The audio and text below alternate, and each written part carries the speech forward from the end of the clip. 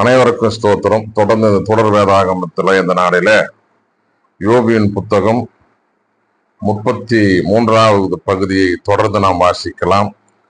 யோபின் மட்டுமீறிய நம்பிக்கை. யோபின் மட்டுமீறிய நம்பிக்கை. ஆனால் இப்பொழுது யோபே, எனக்கு செவி கொடும், என் எல்லா வார்த்தைகளையும் கேளும். இதோ நான் வாய் திறந்து விட்டேன், என் நாவினால் பேசுகிறேன், என் உள்ளத்தின் நேர்மையை என் சொற்கள் விளம்பும், அறிந்ததை உண்மையாய் இயம்பும் என் உதடுகள். இறைவனின் ஆவி என்னை படைத்தது, எல்லாம் வல்லவரின் மூச்சு என்னை வாழ்விக்கின்றது.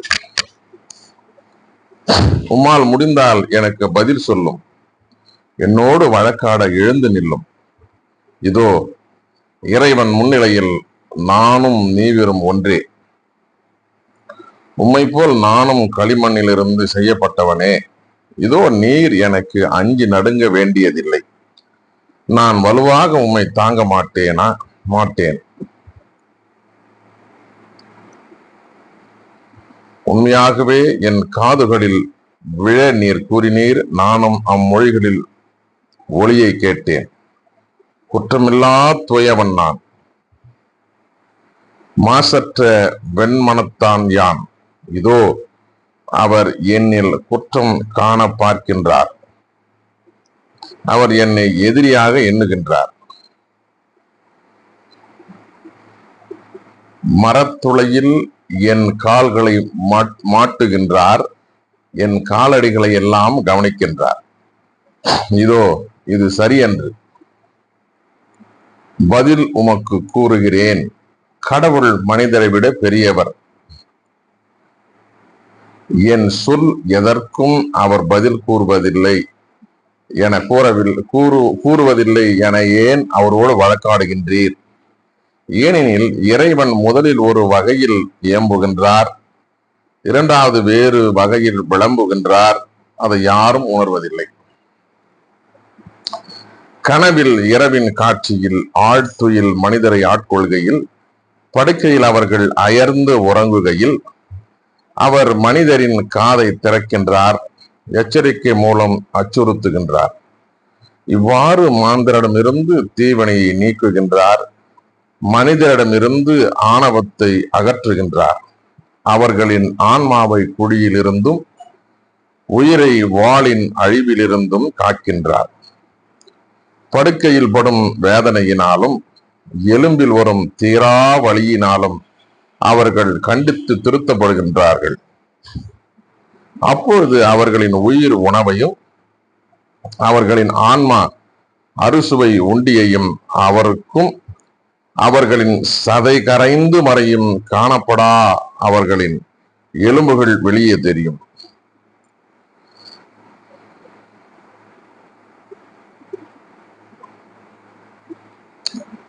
அவர்களின் ஆன்மா குழியினையும் அவர்களின் உயிர் அழிப்போரையும் அணுகும்.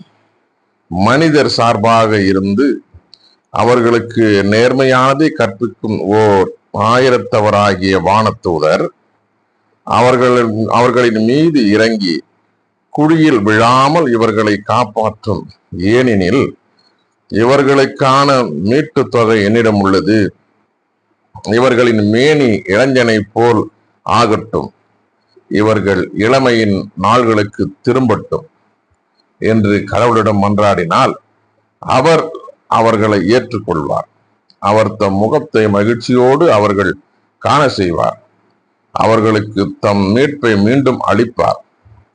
அவர்கள் மனிதர் முன் இவ்வாறு அறிக்கையிடுவர், நாங்கள் பாவம் செய்தோம், நேரியதை கோணலாக்கினோம், இருப்பினும் அதற்கேற்ப நாங்கள் தண்டிக்கப்படவில்லை. எங்கள் ஆன்மாவை குடியில் விழாது அவர் காத்தார், எங்கள் உயிர் ஒளியை காணும். இதோ இறைவன் இவற்றையெல்லாம் மனிதருக்கு மீண்டும் மீண்டும் செய்கின்றார். இவ்வாறு குழியிலிருந்து அவர்களின் ஆன்மாவை காப்பாற்றுகின்றார், வாழ்வோரின் ஒளியை அவர்கள் காண செய்கின்றார். யோபே, கவனியும், எனக்கு செவி கொடும், பேசாதிரும், நான் பேசுவேன். சொல்வதற்கு இருந்தால் எனக்கு பதில் சொல்லும். பேசுக. உம்மை நேர்மை உள்ளவர் என காட்டவே நான் விழைகின்றேன். இல்லையெனில் நீர் எனக்கு செவிசாயும் பேசாதிரும், நான் உமக்கு ஞானத்தை கற்பிப்பேன். 34வது பகுதியையும் தொடர்ந்து வாசிக்கலாம். எலிகுவின் 2ஆம் சொற்பொழிவு. எலிகு தொடர்ந்து கூறினான், ஞானிகளே, என் சொற்களை கேளுங்கள். அறிஞர்களே, எனக்கு செவி கொடுங்கள். நாக்கு உணவை சுவைத்து அறிவது போல காது சொற்களை பகுத்துணர்கின்றது. நேர்மை எதுவோ அதை நமக்கு நாமே தேர்ந்து கொள்வோம். நல்லது எதுவோ அதை நமக்குள்ளேயே முடிவு செய்வோம். ஆனால் யோபு சொல்லியுள்ளார், நான் நேர்மையானவன்.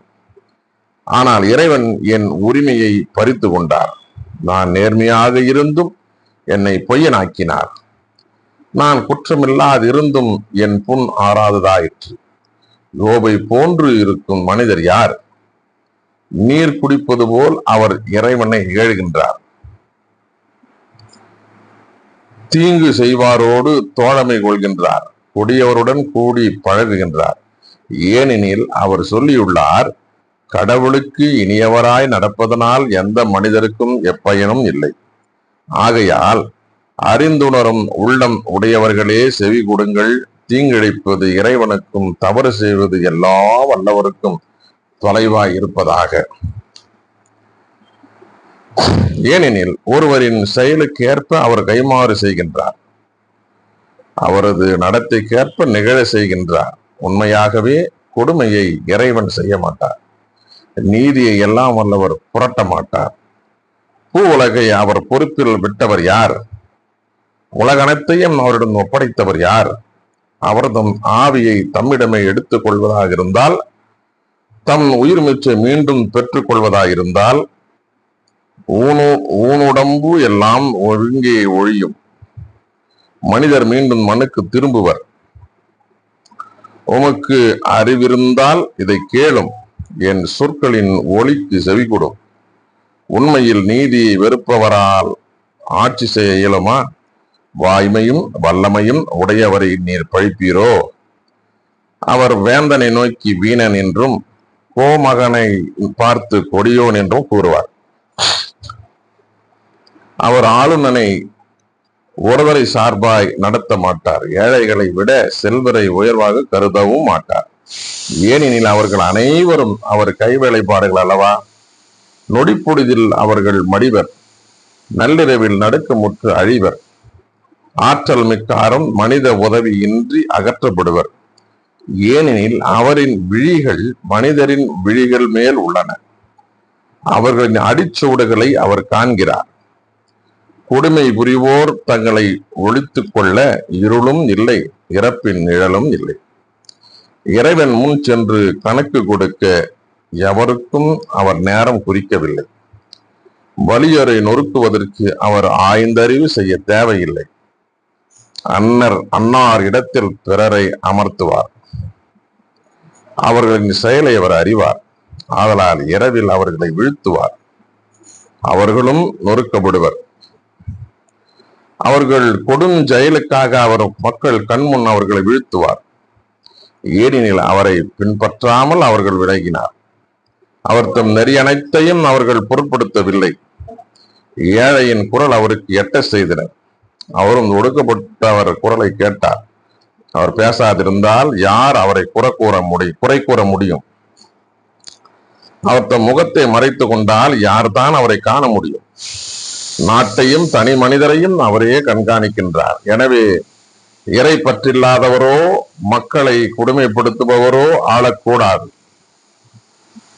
எவராவது இறைவனிடம் இவ்வாறு கேட்பதுண்டா? நான் தண்டனை பெற்றுக் கொண்டேன், இனி நான் தவறு செய்ய மாட்டேன். தெரியாமல் செய்ததை எனக்கு தெளிவாக்கும். தீங்கு செய்திருந்தாலும் இனி அதை நான் செய்யேன். நீர் தவற்றை உணர மறுக்கும் பொழுது கடவுள் கருத்துக்கேற்ப கைமாறு வழங்க வேண்டுமா? நீர்தான் இதை தீர்மானிக்க வேண்டும், நான் அல்ல. ஆகையால் உமக்கு தெரிந்ததை கூறும். புரிந்து கொள்ளும் திறன் உடையவரும் எனக்கு செவி சாய்ப்பவர்களில் ஞானம் உள்ளவரும் இவ்வாறு சொல்வர். யோபு புரியாமல் பேசுகின்றார். அவர் சொற்களும் பொருளற்றவை. யோபு இறுதி வரை சோதிக்கப்பட வேண்டுமா?